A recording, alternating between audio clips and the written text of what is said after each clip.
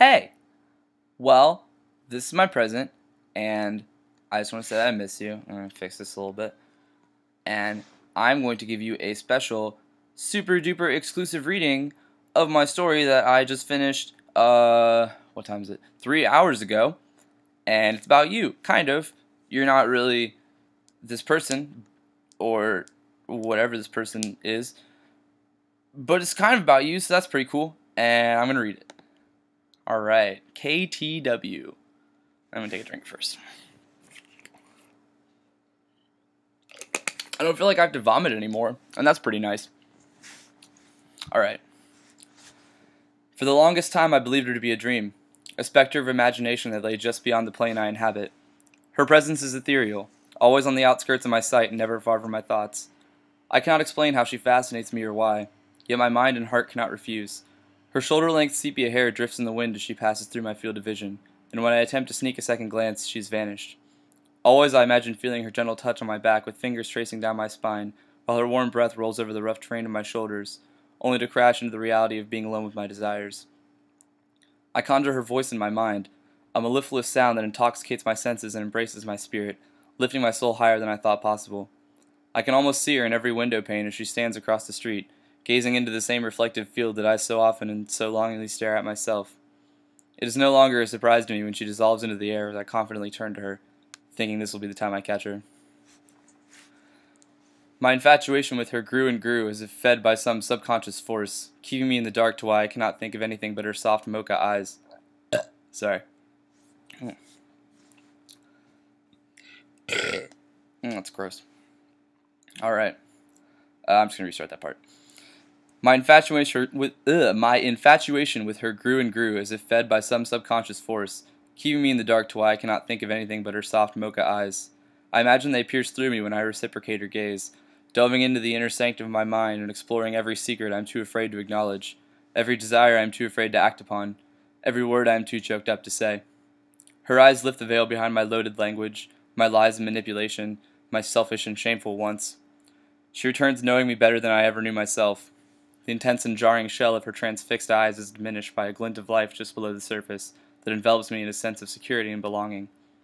In her eyes I can see the emotion and raw essence I strive for, the companion I long to stand beside, the passion and drive that I yearn to attain. I try to dive into her being as she did mine, but I am blocked, the entrance guarded by an insurmountable barrier. I fight on against her fortifications, combating with the invisible enemy until I can go on no longer. I return defeated into my own head and blink my eyes, astonished by the fact that after all this time she's appeared before me. She bypasses my incredulous look and tells me that she sees me all the time, but when she tries to get a good look at me, she can no longer find me, repeating with abnormal parallelism the events that led me to become aware of her actuality. She goes on about her sightings of me, but despite my best efforts, I cannot listen to the words that she speaks. I can hear only the harmonic tones of her voice. The sound is even more pleasing than in my imagination, intoxicating me and sending me to a state of bliss with the utterance of a single word. The dulcet, lofty melody of her speech intertwines with my senses and spirals them in directions I did not know existed. As quickly as she entrances me, I am jarred back into cognizance by the halting of her words. She looks up at me and I look down at her, our eyes meet unsure of what to do or what to say or if this is even happening. My vocal cords expand and retract of their own accord, and my body asks her what her name is. She tells me it's Kay. She interprets my confusion before I even express it, and she tells me it's short for KTW, explaining that she never liked her real name and decided to shorten it. I remark that she should be happy with how short it is, because if she shortens it anymore, she won't have a name left. She giggles a little at my joke, and I smile genuinely for what feels like the first time. She informs me she has to leave and begins to turn her back. I blurt out to her to wait, and grasp hold of her hand, squeezing too tightly for someone you've just met. She turns and our eyes meet again, and in this moment I am sure of myself in ways I never thought I could be. My words fly out of my body at a speed I don't recognize, as if her presence alone loosens my tongue more than I would like. Sorry, I got distracted by what sounds like bros shooting firecrackers, so that's interesting. But, okay. My words fly out of my body at a speed I don't recognize, as if her presence alone loosens my tongue more than I would like. My feelings pour out of my mouth as I divulge that ever since I first saw her I was hypnotized by everything about her, that I couldn't stop thinking about her, that I wasn't even sure if she was real, and that I couldn't express how glad I am that she is. Her mouth slowly aligns into a perfect smile as her round, apple-like cheeks grow faintly scarlet. I let go of her hand in silence while my head droops to eye level with my sneakers, skeptical that her excitement is a positive thing and feeling like I'm ruining the rarest opportunity I could be afforded by not shutting up. She tilts my head back and kisses my cheek.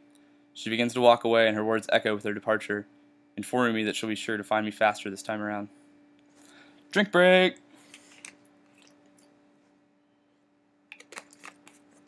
Sorry, I'm just fucking up the rhythm. I'm thirsty as shit. Alright. Now that I know KTW is real, my mind goes into overdrive, thinking about her, dreaming about her, writing about her, singing about her. She's become my everything, and I'm desperate to find her again. The curtain of twilight drapes over the sun-drenched skyline, and I stand at the spot where I last saw her. I scan the crowds when they walk past, but they're nothing more than a myriad of faces, none of which belong to her. I perch against the brick wall facing the dilapidated garden where I sit and read when it's nice out.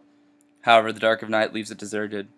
My thoughts surround me in a torrent of questions, most prevalently being, will I ever see her again? I close my eyes and recall her symphonic timbre as it lilts into my ears, although it seems closer and more real this time. My eyes open and she stands before me with one hand in a coquettish manner on her hip, appearing once again without the sound of a footstep. She presses her body against mine and holds tight, whispering that she knew she'd find me again. My arms enswath the small of her back, and I inadvertently flex them from the sudden passion of our embrace. I bury my face in her hair and deeply inhale her exhilarating fragrance. I ask her if this is really happening, and she replies that it is if I want it to be. I ask her what she wants, and she says nothing, opting instead to stand on her tiptoes and kiss me in a way that melts my senses together. The surroundings fade away as the moment continues onward. The bricks and plants and buildings and cars and people that encompass the area seem nothing more than a far-off distraction. Our lips part, and I tell her how good she feels, how she's everything that I am and everything I'm not, how she makes me experience feelings in a way I never have.